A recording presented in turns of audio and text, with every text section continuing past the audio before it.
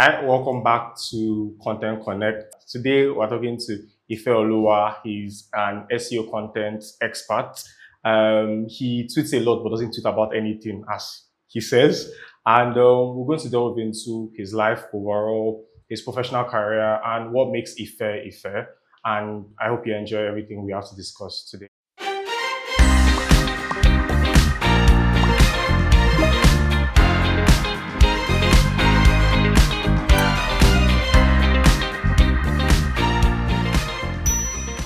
So, Ife, thank you for joining us. Quick one, how tall are you?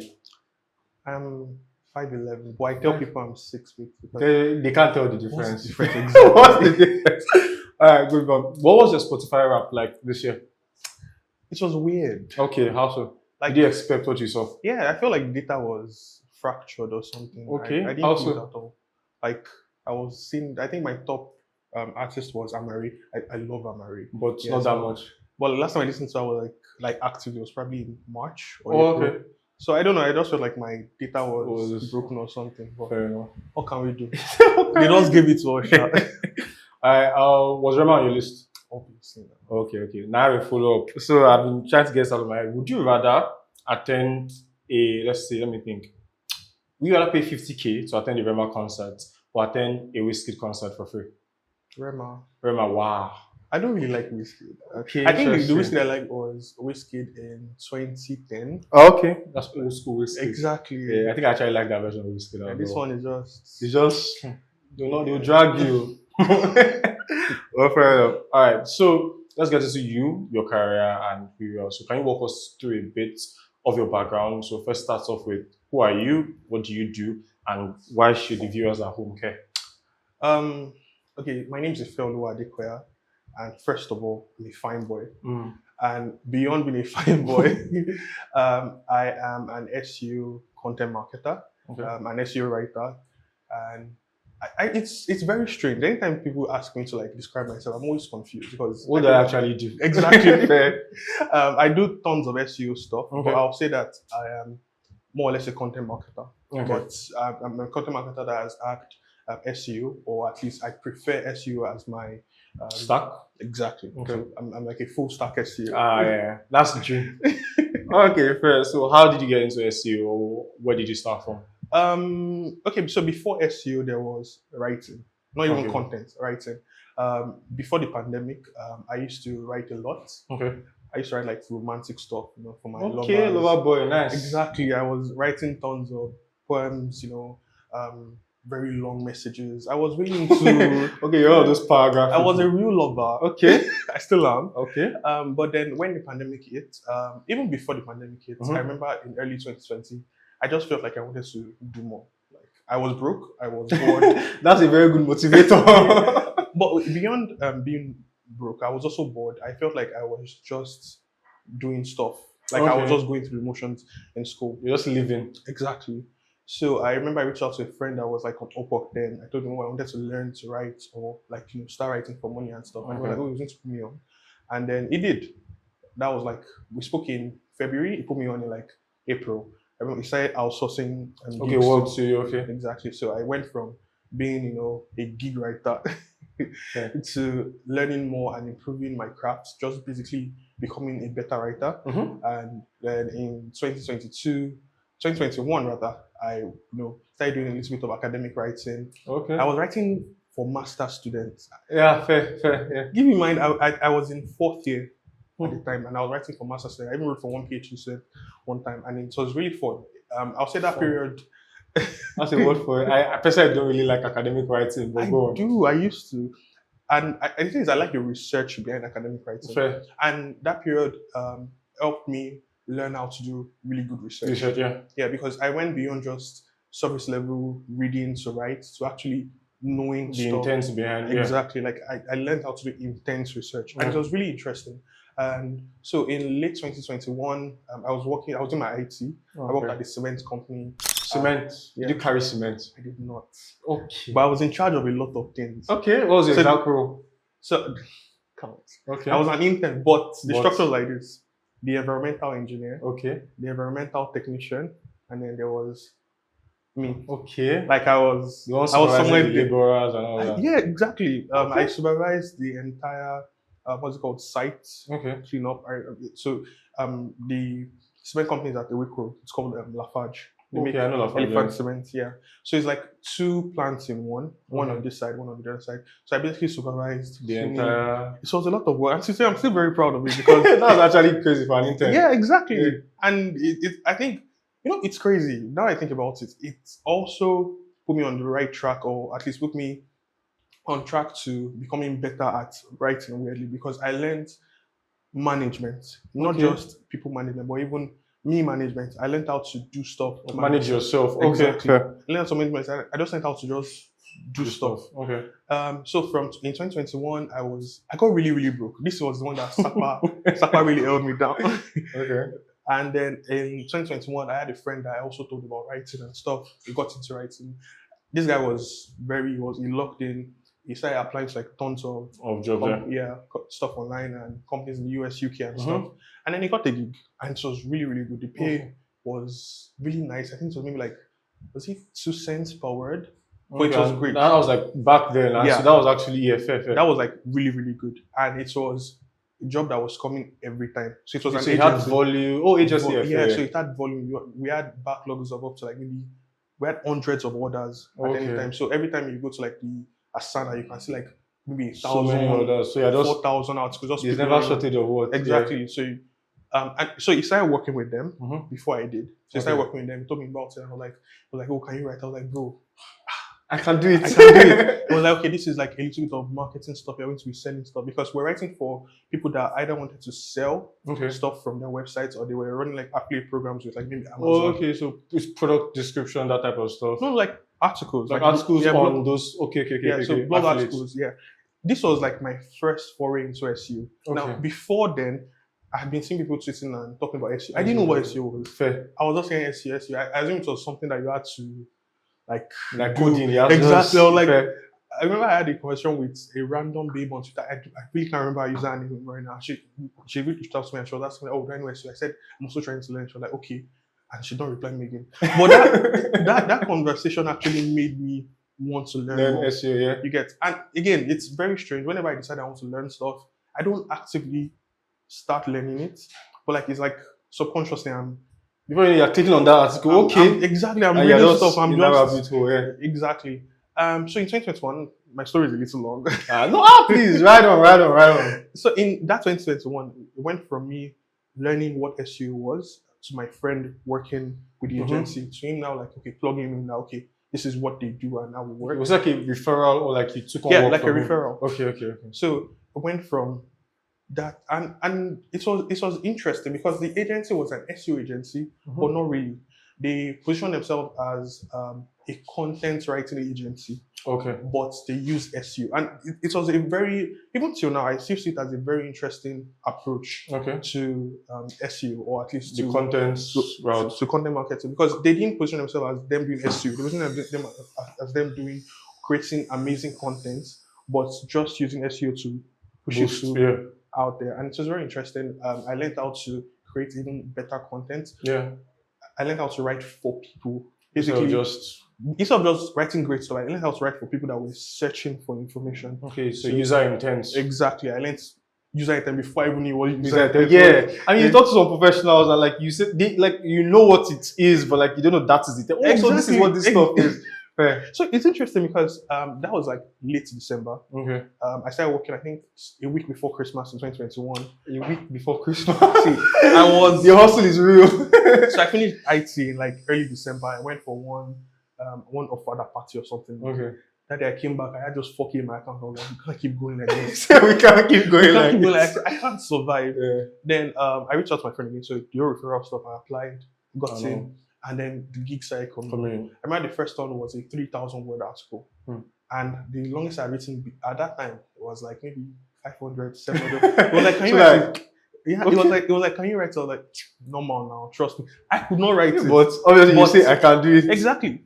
Now, this is that stuff with working at the cement company. Yeah. I had to do stuff I could not do.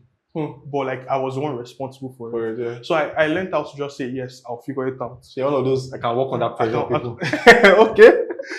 so it's crazy. Yeah. I started working. Yeah. The first article was really great. Said he loved it. Okay. We fixed a couple of things, pushed it out, and I wrote like 2 more articles before the year ended. Then 2022, I was mostly working with the agency. Right. So it was really nice. I think it's cool for me to see my salary now. Fair, I mean, sure. So in Naira then, I was earning maybe around like 100, like maybe 50 to 100K per week. Okay. That's good. 2022. That's fair. It was good. Like, things were still, bread was still like maybe 500. Is it bread was still, why is it bread that's used as the baseline? A kilo of chicken was like maybe 1.5. So you're actually like, at a ball. That's how we got here. That's how we got here. Well, it was very cool. I learned how to do a lot. So again, the agency was not an SEO agency. It was a content agency that pushed using SEO. Yeah. Exactly.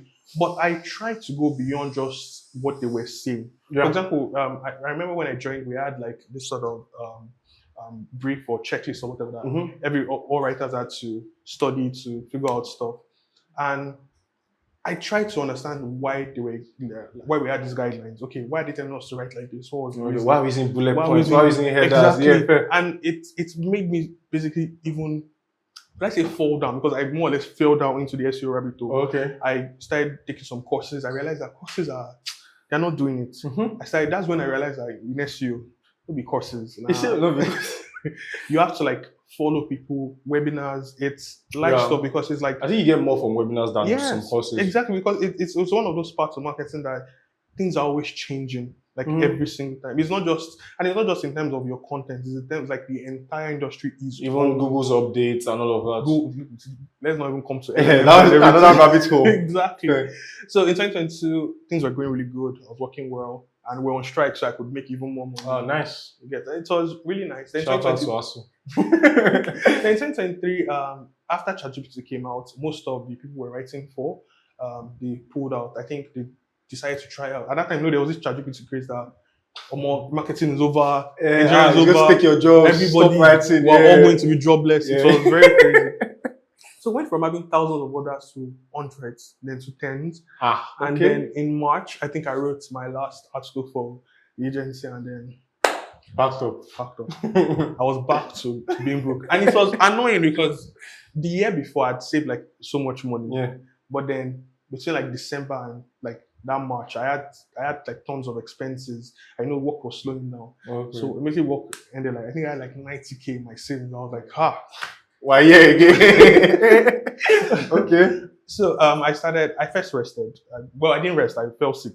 Because that was forceful rest. Then I started like applying stuff, trying to get back on my feet and stuff. And then I got into PiggyVest. Oh, nice. And PiggyVest has been amazing, from doing great stuff to learning to working for a really cool company and stuff. And it has been I love the last savings report. Was a delight. It was an experience. It was really nice to read. I work with amazing people. Every time, I'm always afraid. Am I supposed to be here? Exactly. I work with really great people, from writers to marketers to designers, engineers, and everything. And I'm always like, hey, these people don't know I'm a fraud. but they've still not fired me. So that's one way to look at it. maybe I might be better than I think. Fair. Yeah. Go to the stages. Exactly. So it went from me just being an SEO writer before joining PiggyVest to learning more about SEO strategies and how content basically connects with company and products and goals and revenue and all the more. It's interesting that you speak about connecting. I read this really nice tweet. It was about B2B writing. I forgot who said it, but she said that B2B is not business to business, actually business to key stakeholder to business. It's more like B to C to B. Exactly. But that C is the person that controls the decision in that B. So it's a nice way to look at it. But go on. Exactly. So it went from me just being a writer to thinking. And I remember I really am grateful for the people I work with, because when I joined the company, Daniel Rubo was my team lead. And it was really amazing. It was basically like, do your thing. So it wasn't just do your thing in terms of like, do your thing, I don't want stress, but do your thing in terms of, I want you to take ownership. Exactly. And I could. He allowed me to share ideas. And even though we rarely had meetings. Oh, interesting. But we were always talking and stuff. He allowed me to, just try stuff out, do what you want to do. Okay. As long as you have results, even if your results are negative, at least it is results. So you know, okay, results, we're not going to do this again. Exactly. And it really changed my approach to things. So I wasn't just thinking in terms of me being a writer. I started thinking, I think that's when I started thinking as a marketer, like when I joined PiggyVest. So I started like more or less contributing to strategies, doing keyword research, trying to just take more and more work. Till today, my job title at PiggyVest is still SEO, right? Yeah. But over the last year, things I've done, they are definitely beyond beyond my SEO, scope. yeah. But I think I will probably not be where I am right now if not for Daniel. For him, if not for him saying, okay, just do what you want to do, try stuff out. Do you need this tool? Or try this out. What do you think? Like, I was very surprised one time that I reached out to him, I was like, oh, what do I think? I was like, what do you mean? What am I? What am I to think? Yeah, but it made me start wanting to do more. So it went from me just writing, just to write, to actually thinking about, so, okay, how can this, what does this mean for the business? Like, okay, yes, people are just saying this is just an article, right? Yeah. But what does this mean to the business? How can this, what does it yield in returns for the business? Yeah. Like, what does it mean for users? What does it mean for even random people out in the world? Just finding us. Exactly. Yeah. And it was really great. So I started learning more about strategies, started exploring a little bit of technical SEO. Okay. But I'll say that my journey into technical SEO, which is like the final arc. And it's my final recent arc or recent final arc. It's technical SEO. That started like earlier this year. I didn't like not knowing stuff. Fair. Like quest for knowledge. Exactly. So I started reading books, following people, same format and everything. I took one course. I didn't finish it. I like the honesty. I took the course 3 times. I finished it now. Okay. But I don't have a certificate. Why? Because I did half of it. No, I did a third of it first. Then I did the second.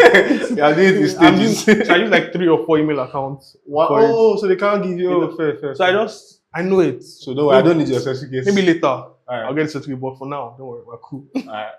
So so this year has been really cool. This year has been me basically taking all the knowledge from last couple of years and working with even more people. This year I've worked with different brands, both small, like really small brands, like really one-man agencies, and some bigger names and stuff, and it has been really interesting. What's the most interesting thing you've worked on this year?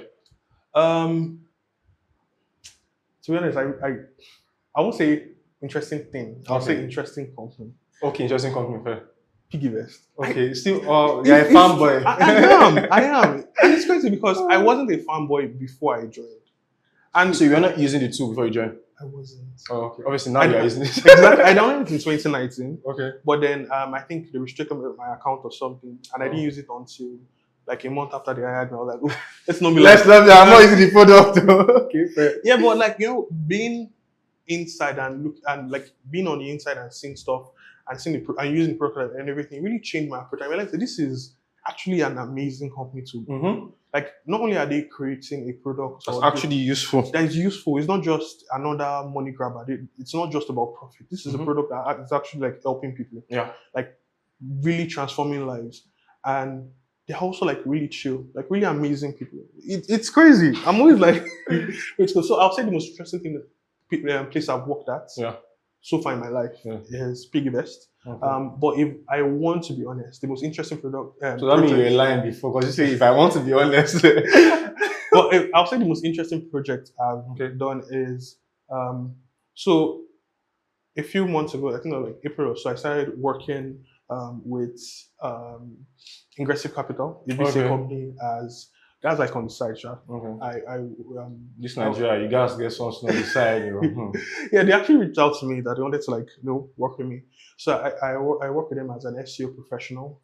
I think I keep forgetting what my job was. But I know it's like SEO specialist or professional or something. And I'll say the most stressing thing is the strategy I created for them. It was my first time working with a B2B. And it's not even a traditional B2B. It's a VC company. Because it's a VC company, So it is untraditional B2B. B2C so the strategy it's very it's a bit weird. Exactly. But so far it has been really interesting. We've been seeing really amazing results, and I'm even surprised. I wasn't expecting to see it. Is it me that did this? And I've been seeing really great results, learning a lot from it, and I'm really proud of it. Would you say that you have been sort of fortunate in that the companies you have worked with, they give you this room to take ownership of what you do and actually test stuff?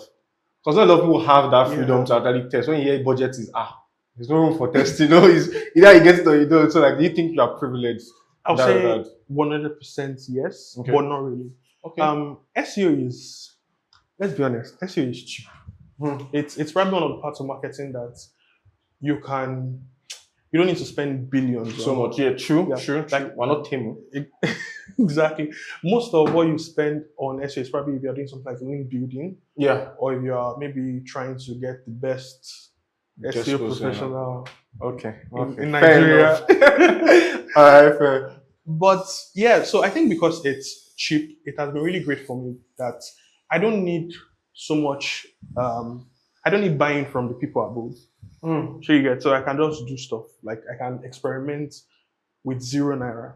You cannot do the same thing. You're doing like maybe you're running paid ads or you cannot do that. You cannot do that. You cannot do that at all. They don't allow you to experiment with 10K. You have to account for the 10,000 naira. Where did the money go? Exactly. But for me, I can just create content or just okay. Let me try putting the link here. So let me try doing this. Yeah, fair. I'll say that has been helpful. But yes, I've also been very lucky.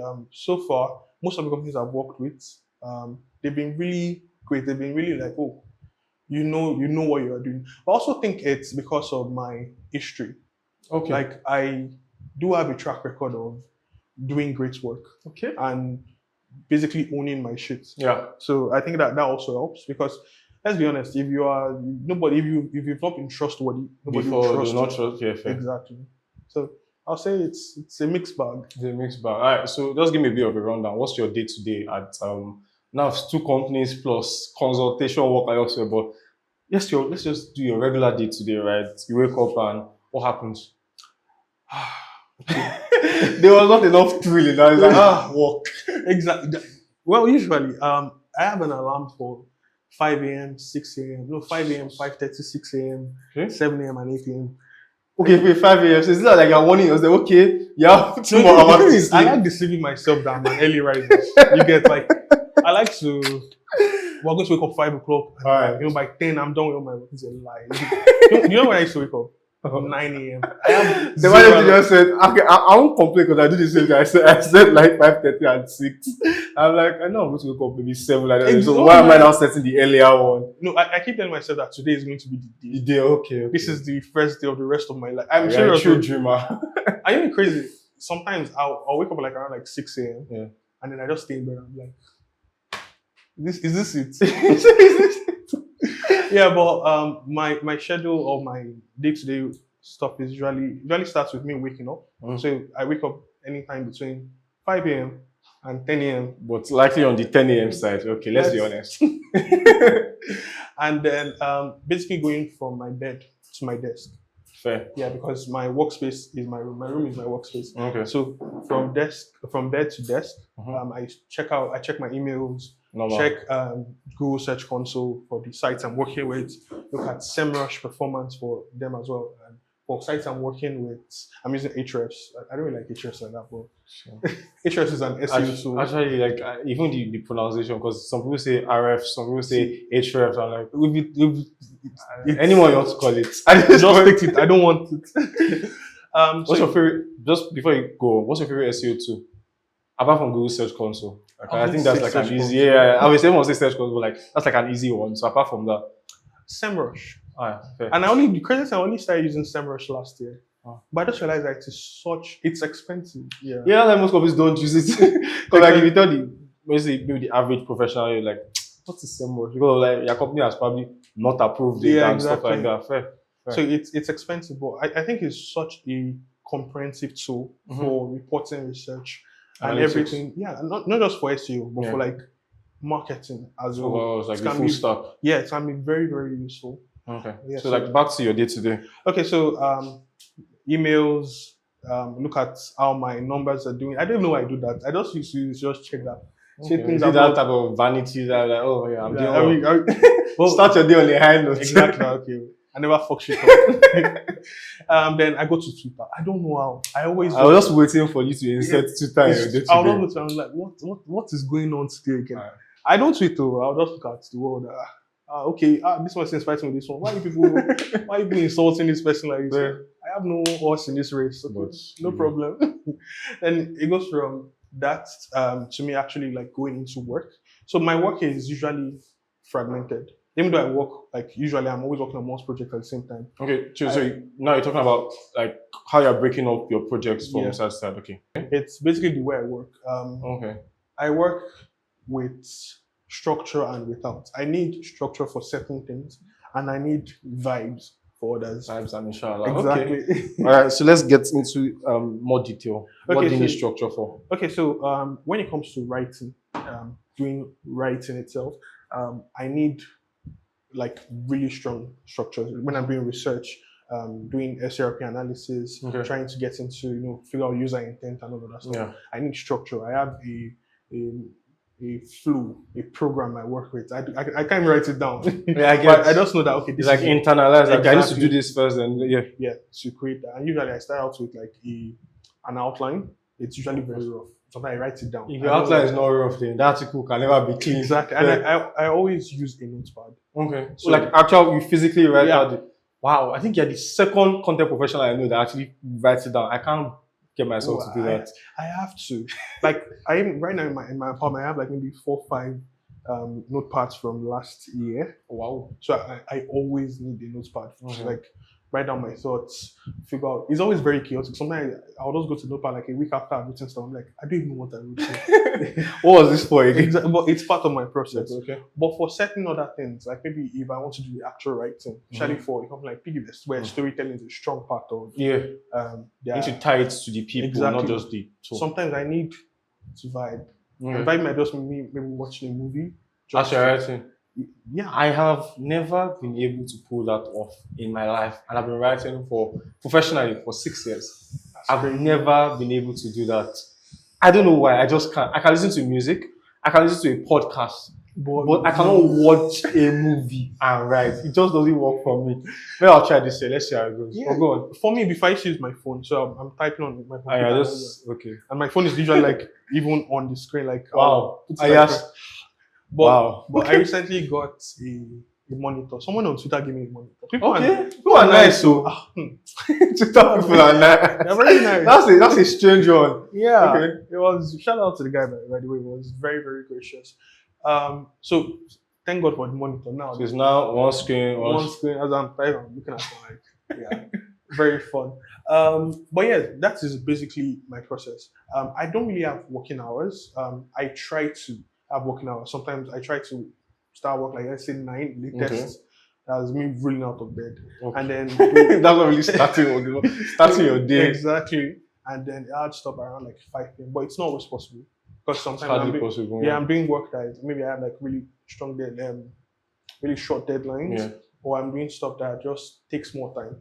For example, maybe I'm like trying to develop a strategy, and I think it's going to take a couple of minutes or hours, and then it goes into days. Or I'm doing research, and maybe for example, recently I was writing about tax reforms, and I just assumed that I'll just write small. But then I went to I first went to the website, and I was like, okay. Then I saw this was like 4 documents. Okay, I'm like, I can't. I saw it was hundreds of pages. Like, it's going to take longer than I thought. So, but thank God for I was basically using ChatGPT to summarize. Okay, what's I just uploaded that. Okay, and I was reading it as well, and it was really helpful. Yeah, but I think that's my process. Start, figure stuff out, end my day. Okay. And random. Do you write your introduction first or last? First. Wow. Always first. Always first. I don't know how to write anything else. Okay, without the introduction. That's actually odd. Personally, I almost always write it last. I learned that at the company I worked at before, because it's more like you have finished the entire article, you have everything down, so you sort of know what you're introducing your audience to. You should try it sometime. I mean, I think the last time I got an introduction first was probably last week. No, yesterday. And I found it like, wow, I'm writing this intro first. That's odd. It didn't feel natural, but it still went well. I'll actually try it out. But the reason I actually do it is habit. I worked with clients like 2-3 years ago, early when I was still like new to writing field, for yeah. people and everything. And so there was a sort of way he wanted the storytelling to be. Okay. So I needed to basically start From the beginning, From from the beginning. actual beginning, yeah. Exactly. So for example, I could start with it was like we're writing like marketing stuff. I wasn't writing Yeah. marketing articles. They are ghost written, so I can never Can't say is okay.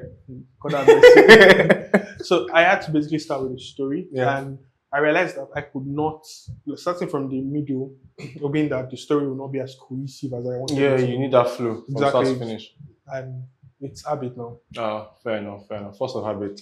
You spoke about AI a bit. How has AI influenced your work? Because there are two camps, or let's say three camps. There's the ones on the left. These are probably the really experienced people, probably in technical fields of writing. Like AI can't really take their jobs because of subject matter expertise is way above what AI can do right now. Yes. There's entry level. I was like, this thing's writing better than me. God, I'm doomed. Then there's the middle, and it's more like, I can use it a bit, but I don't really think it's there. So which camp do you say you're at right now in terms of what you think about the future of AI, especially in content? I would say I'm definitely in camp 3. Like there are things you can do, there are things you cannot do. But also like 2 years ago, I was definitely in second camp. I was like, I'm finished. My job is gone. Like, I'm serious. I remember the time the thing dropped. The first time I used ChatGPT, it was the first day it dropped. Yeah, same. Like it was not in first hour. I used it to cheat. I'm not going to lie. I was writing my project then. Okay. And my professor at the time gave me an assignment or something to write about, and I'd forgotten. Then I just saw the calendar reminder on my phone that this is something. Okay. By 2 p.m. and this was like 11. And how you did it? I was like, how will I do it? And I had to get to campus by like 12. I had 1 hour to do this stuff. And then there's a way God just does this thing. Oh, it's us. I just saw ChatGPT. I was like, this thing is nice. He said this thing is nice. I wrote 3,000. It wrote 3,000 words. Wow, I hope your professor doesn't watch this. Giving my degree. They cannot collect it back. Fair but to be fair, that was the only time I use it too. Fair. And it wasn't even for my project. It was for like research. Okay. He wanted to see some research. Oh, okay, like preliminary research on Exactly. something. Yeah, I get that. So my professor, he liked that every time you sing, you bring notes. Some sort of to show that you're working. You're working, exactly. So that was, I know he was asking a question. I was just freestyling. God have mercy. But I'll say that definitely 2 years ago I was in camp 2, and now I'm in like camp 3. But I really don't know what AI is going to look like. Okay. I think that right now we are. Nobody knows really. Nobody knows, because 2 years ago we had this picture that AI, at least ChatGPT and Gen AI, we were going to be doing the backbreaking work. But now you realize that even professionals, like people at the very top of the game, they're using it in ways that most people don't even think about. I think And you just realize that we don't even know what exactly it's going to hold. Yeah. And AI is getting better. And not just getting better in terms of being able to write better content, but getting better in terms of reasoning and actually understanding contextually. Context. Exactly. 2 years ago, there was no memory option in ChatGPT. Now you have memories. Now you can upload. You can build your own custom GPTs tailored to specific things. Things are changing and improving. And I would say, I know you didn't ask this, but I think that it's one of the most impactful products that have been released in the last 100 years. I'll say I can agree. I'll say the second most impactful thing is probably, second is like the internet, third is social media. Fair. But it's one of those new beginnings type of. It's one of those, and I know that many marketers like to look at things from a marketing and product angle. But as an engineer, because I study engineering and stuff, it's a marvel. Yeah. Like this is something can collate so much information and give you actual responses based on that data. It's beautiful. Yeah. And I really can't wait to see how it evolves over time. All right, fair. You spoke about Twitter in your day-to-day. And this is what I'm particularly interested in. Have you been dragged before? Why and when? Once. Okay. In 2020. Okay. So I tweeted something about reading, or someone tweeted something. I can't really remember it because I've deleted the tweet now. Someone tweeted something about reading, about books, or maybe so it was the end of 2020. Someone tweeted something about people reading a lot of books or too few books and stuff. And I don't know what possessed me. I was like, people are being pretentious for reading. That there are some you don't need to read. Or I think I said something about not everybody not everybody should read or something. Okay. I was basically trying to keep reading again. I don't know. I was possessed. It was not me. Yeah, but my tweet was basically like, not everybody should have access to books. Or not Oh everybody wow! should I don't know past gatekeeping. You get, and then if my friend replied to me, I was like, oh, this is like ignorant and stuff. Like people should be able to read whatever they want, however they want. 2 books, 1 million books, it doesn't matter. And to be fair, on the same thread, in the same hour, I was like, oh, you're right.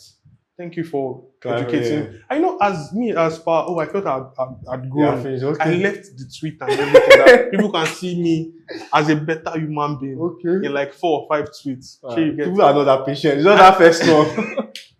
And then I muted it. Oh wow. Yeah, I still do it to you today. I mute most of my tweets. Okay. So I muted it. And then I was looking at my analytics like a month later, before Elon Musk bought everything. Now analytics behind paywall. I looked at my tweet, I was like, why do I have so many? Like, it was crazy. Like maybe over 1,000% in impressions. What am I doing right? What's going on, celeb? I went to my most popular tweet. That made almost 500,000 impressions. Then I can't remember. I really can't remember what impressions analytics used to look like then. And then I opened it and I saw that people were insulting me. It was Nigerians. Yeah. We gathered there, all of us insulted. So white people. They know they clear you. It was not just white people, Europeans and Americans don't know, they know how to insult people. They called me slurs. They called me non-slurs that still pay me. These slurs not even paid me. They're not slurs.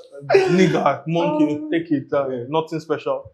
They called me an ignoramus. I look at a man-child. One of them said, you just know this person is unattractive. I was like, how? For my tweet. I was insulted. I was like, what to get?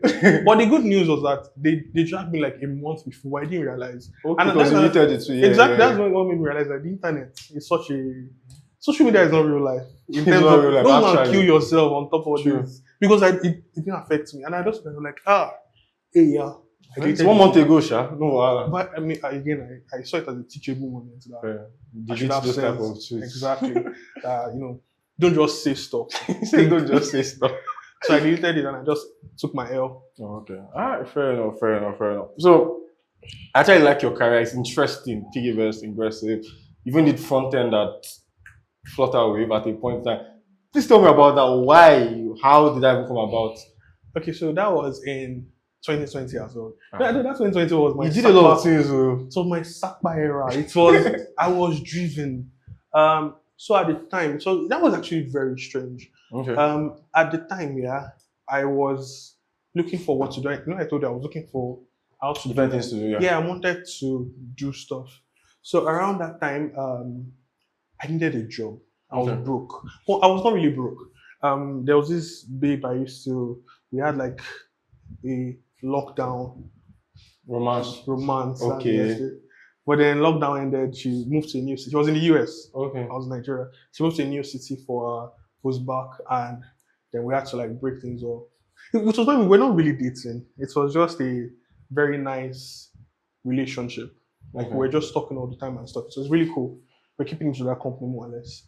And I think it broke me. I was heartbroken. It felt like it was crazy. It felt like heartbreak. And then I needed a job. Like to distract me, and I needed to just heartbreak is one of the best productivity boosters. So I remember I reached out to my uncle at the time and I told him, I need a job. Can you like plug me and stuff?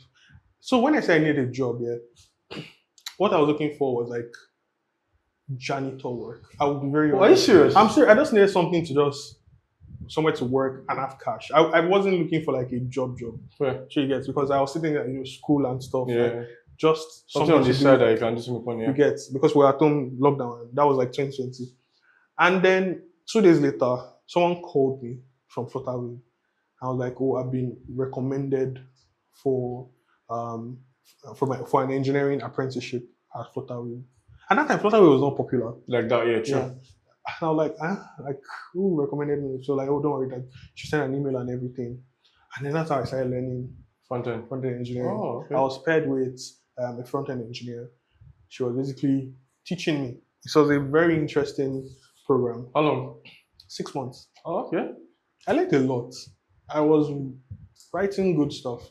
And I also learned, I realized I don't know, let's say I did not want to code. I did want to code. Okay. But at that time, I did not have a computer. Okay. So it's interesting how tools or not having access to tools can even shape your life. I didn't have a computer. Then to learn, what I would do is I had a friend living like 20 minutes away from me, like walk. So you now go to... So I'll go to this place like in the night, get his computer, then in the morning, return it. You get, so that's how I was learning, and I was still learning as much as I can. And I also finally got my gig.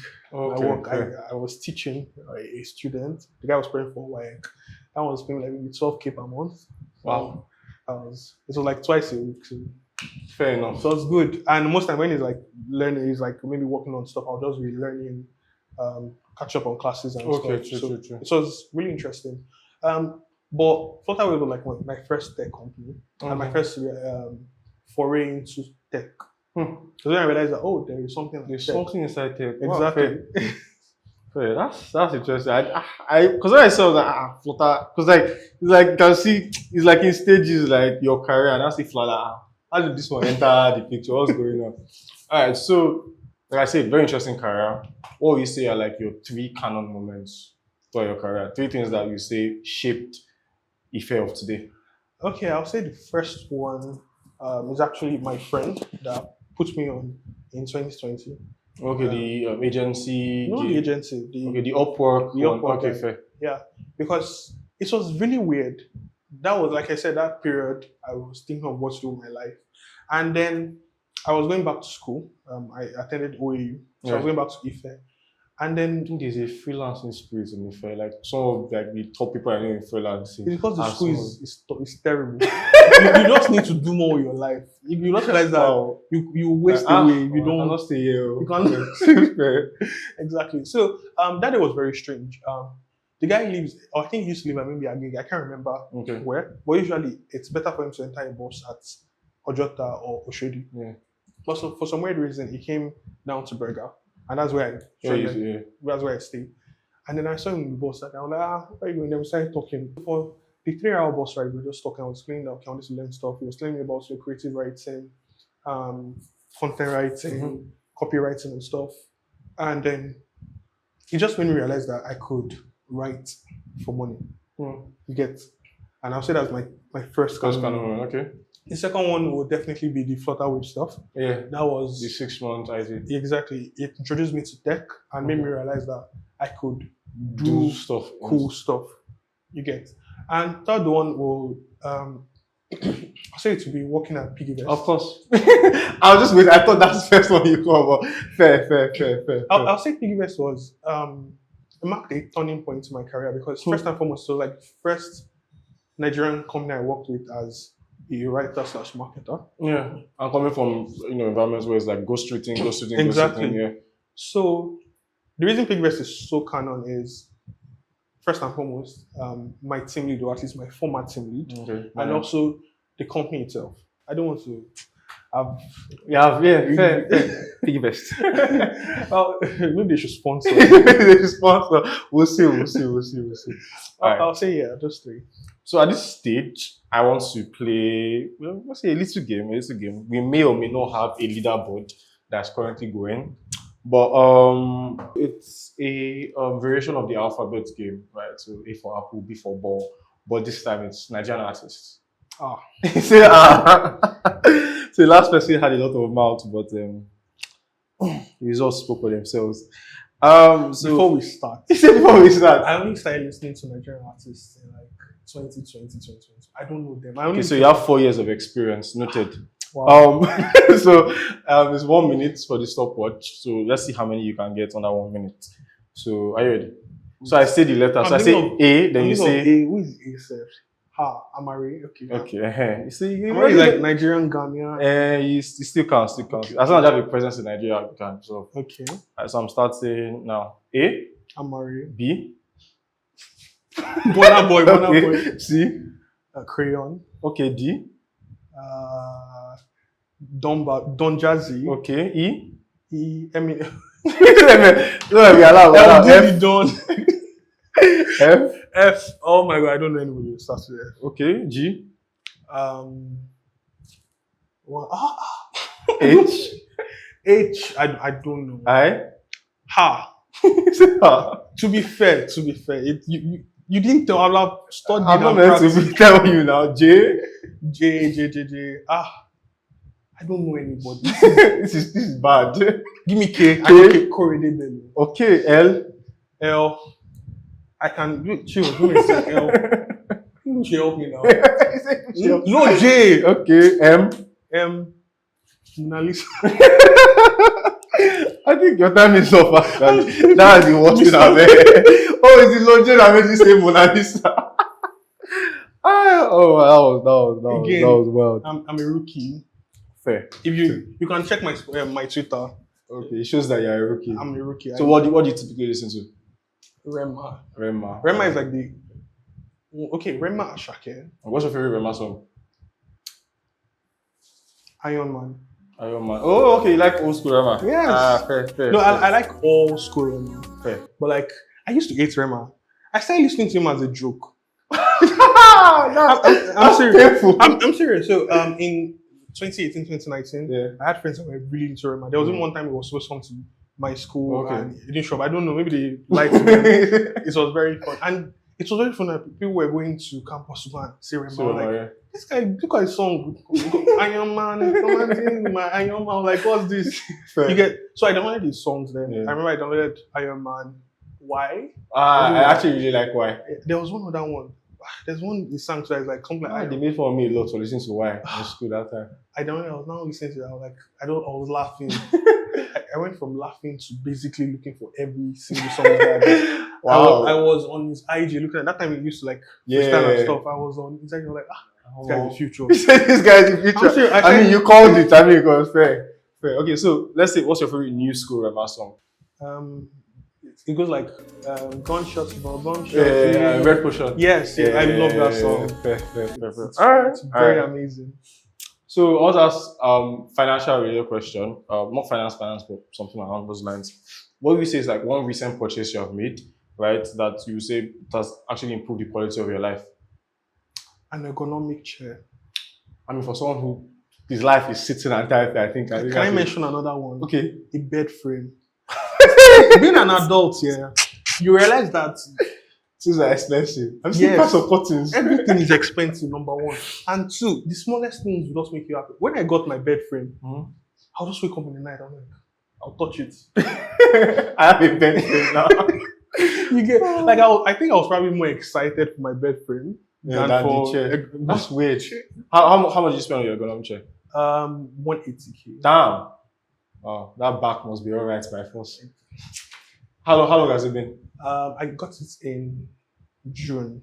Oh, okay. Yeah, May, June. Okay. So what? I mean, I have one. It's a worthy investment. If you're going to be sitting for the exactly, I think you don't really know how useful it is until you get it. It's one of those experiential type of things. All right, fair. I think I'll just sort of pivot a bit, right? I'll say, what hill are you willing to die on? Just one hill that you say that I die on this hill. It could be like a morality thing, an ethical thing, or maybe a professional thing, a work thing. What's one of those things that you stand by? I'll say one. Okay. I think abortion should be legal. Should be legal. Like 100% legal in every country in the world. Okay. One. What would we say is another one? Another one. Because you seem like someone that have plenty hills to die on. Okay, this one is probably funny, but I really don't think semo should be like a meal. I think it's something that maybe we should give like prisoners or people that wow. It's a very it's very bad. I have no opinion on that. I'm not really a swallow person. Yeah, I'm not really a swallow person as well, but the worst thing you can give me, the worst meal you can give me.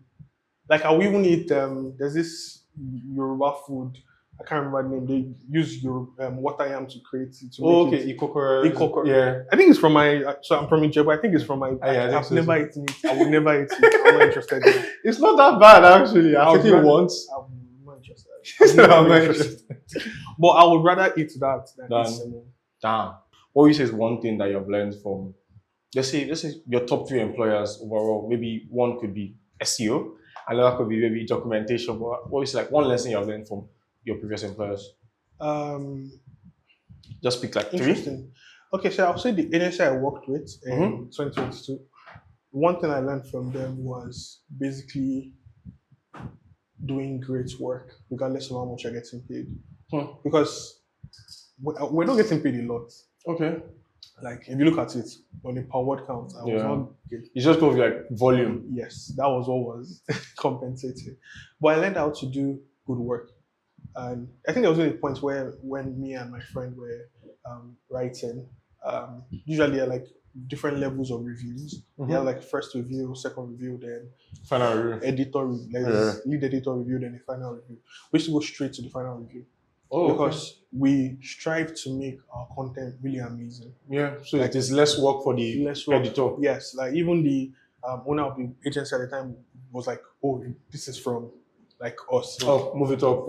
Like, it's good to go." Sometimes they will not even review it. They just got them. I think that flex of writing something and seeing it probably. I think there's one. Like, a couple of times I've written something and like, you published it already. Like, yeah, we didn't really have more. Like, exactly. Yeah. So I'll say, they taught me how to do good work, regardless of how much I'm getting paid.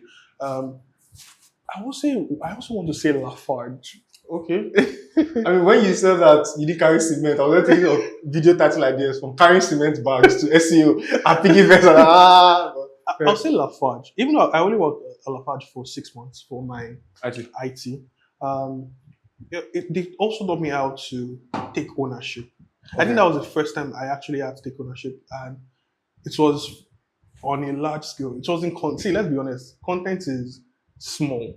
Like in a way it's small because it's on a computer somewhere. But it seems small, but it reaches far. Yeah, you get what I mean. Like it's something you can just managing it seems you shout on my screen. Exactly. Everything is here, I can move stuff. But when you're in charge of doing a lot for a physical company, actual work, you're working with real people doing like physical work. You're not just writing code or pushing a product or anything. They're actually, people are like digging gutters, clearing weed, all of those doing some maintenance stuff. Like you have to be involved. So I learned how to take ownership of that. And I'll say 3 at PiggyVest. PiggyVest. No, I mean at this point, right on. I'll say at PiggyVest, I learned how to, or at least I've learned how to keep improving. Oh, okay, consistent improvement. Yes. There's this, I don't think nobody says it. Okay. But there's this vibe in the company that I just want to keep getting better. Oh, fair. So I see what my mates are doing. Exactly. And also, it's not even getting better out of jealousy or spite. Yeah, it's more like I can actually do better. Yeah, you just want to do, like, oh, let me do. There's sometimes I'll probably be writing or doing stuff and I'm like, let me do good stuff. Why shouldn't I do like really great stuff? So yeah, those 3. I think we can sort of delve into people out there. I think one thing that's unique about a lot of people right now, people that are just leaving school and stuff like that, a lot of us, maybe because of economic reasons or something, have had to work while in school, have had to juggle multiple things, right? To thrive in this economy, I don't think you can keep one job, except maybe you're an oil person or something, right? But what would you say to people, maybe in school, maybe fresh graduates that want to get into tech, maybe SEO, content overall? What are 3 things you think they should do differently to stand out? I mean, the conventional thing people may say is, okay, improve, do this, or like, what do you think they should actually do, right? Unconventionally, yeah. Okay, I don't know how unconventional my advice is going to be. Yeah, we can take a shot at it. I'll try. I'll say start immediately. Okay, immediately being now or? Like now, like you are hearing me right now, you're thinking about just start. Because what you want to try might not be what you want to do, but you will not know until you actually try it. Yeah, and the craziest thing about trying is that there's nothing, there are no drawbacks to trying. Because you know for sure, okay, I do not want to do this. Exactly, you know, this is not for me. It's not I think it is, for a fact that this is it's not for me. I'll say the second thing is don't follow the money. I think another thing that most people mistake that most people make these days is that they hear that, oh, front end engineering, they're paying them like 50 million naira a month, and people jump into it. Yeah. And they don't always realize that in every single industry, in every single job, they're always ironers. Yeah, very true. It's not a, yes, some industries have like large concentration of ironers, yeah. But you also need to think in terms of your ability. Like, you might be a really good designer, and you are so obsessed with being a front-end engineer that you don't even realize that if you just lock in and actually improve your design skills, you can make even more than yeah. You get. So don't follow the money, follow your own path.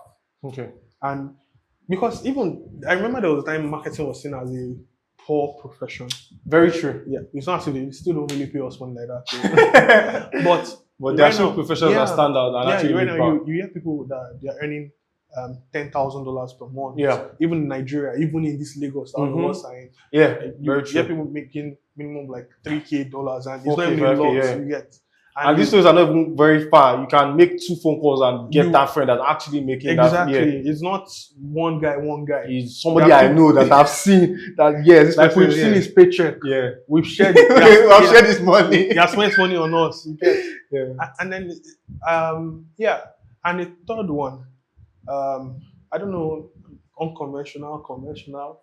Anyhow it flows. Is that don't give up. I think it's one of those things where when you start doing stuff, especially school, because I want to assume most people are either doing tech or doing anything at all. I don't want to just keep it in terms of content. Just general. Generally, there's this tendency that you're probably doing it because of SAPA. It's a very good motivator. It's a good motivator, but SAPA, the fear of SAPA can only take you so far. Sometimes it's your own discipline and your desires to keep going that will get you to where you want to be. Like, I'm not where I want to be right now. But we're going I don't even know where I want to be right now. But yeah, sure. I'm not giving up.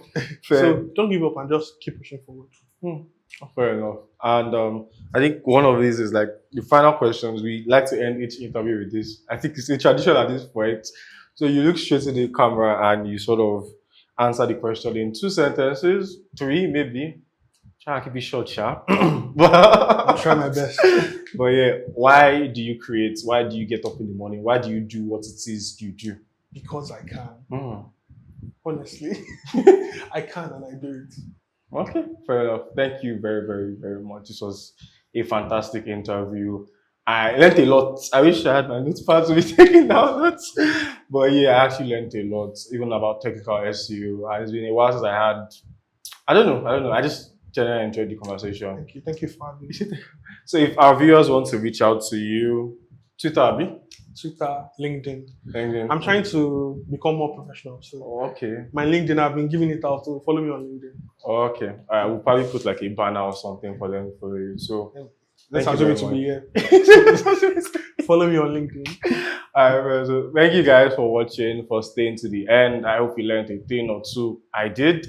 I laughed a lot. It was a very, very funny conversation. And I think you will too. If you'd like to see more of this content, please like, subscribe, share, comment. It helps us out a lot. And we'll see you in the next one. Bye.